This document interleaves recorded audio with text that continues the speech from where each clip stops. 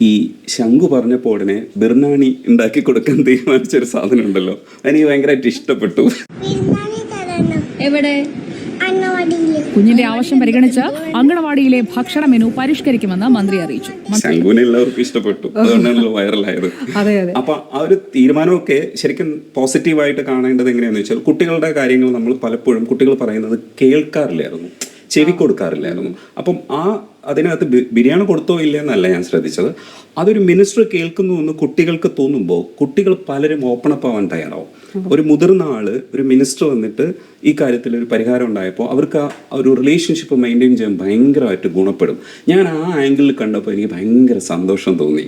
അയ്യോ, ഇത് വളരെ പ്രധാനപ്പെട്ട ഒരു കാര്യമാണ്. അതായത് നമ്മുടെ കുഞ്ഞുങ്ങൾ, ഇപ്പം നമ്മൾ കുഞ്ഞുങ്ങൾക്ക് വളരെ പ്രാധാന്യം നൽകുന്നതാണ്. അവരുടെ വിദ്യാഭ്യാസം, അവരുടെ ആരോഗ്യം, ഇതൊക്കെ എല്ലാം ഓരോ കുടുംബം, ഓരോ അച്ഛനും അമ്മയും എല്ലാം പ്രാധാന്യം നൽകുന്നു. പക്ഷേ ഒരു സമൂഹം എന്നുള്ള നിലയിൽ, അല്ലെങ്കിൽ ഒരു വീടിനുള്ളിൽ അവർക്ക് പറയാനുള്ളത് നമ്മൾ എത്രത്തോളം കേൾക്കുന്നുണ്ട്? അവർക്കൊരു സ്പേസ് വേണ്ടേ? നമ്മൾ ചൈൽഡ് റൈറ്റിനെ കുറിച്ച് പറയുന്നു, കുഞ്ഞുങ്ങൾക്ക് അവകാശങ്ങളുണ്ട്, അവകാശം സംരക്ഷിക്കണം. പക്ഷെ സ്വന്തം അവകാശങ്ങളെ കുറിച്ച് ഒന്നും അറിയാത്തവരാണ് നമ്മുടെ കുഞ്ഞുങ്ങൾ.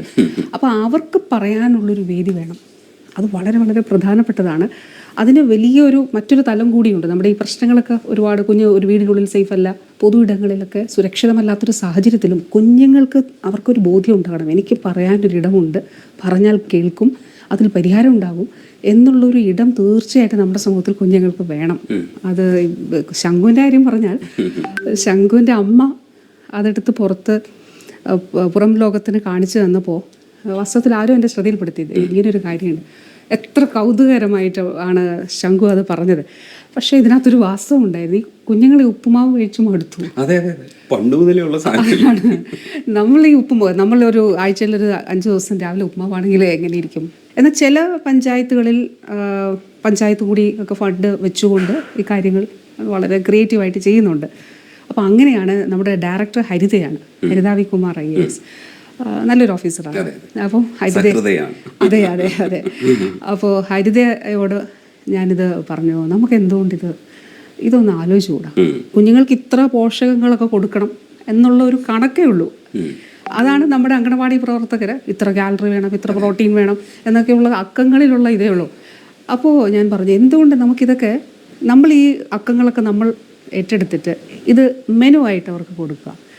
ഈ മെനു അവർക്ക് നടത്താൻ കഴിയുന്ന നിലയിൽ ചെയ്യട്ടെ.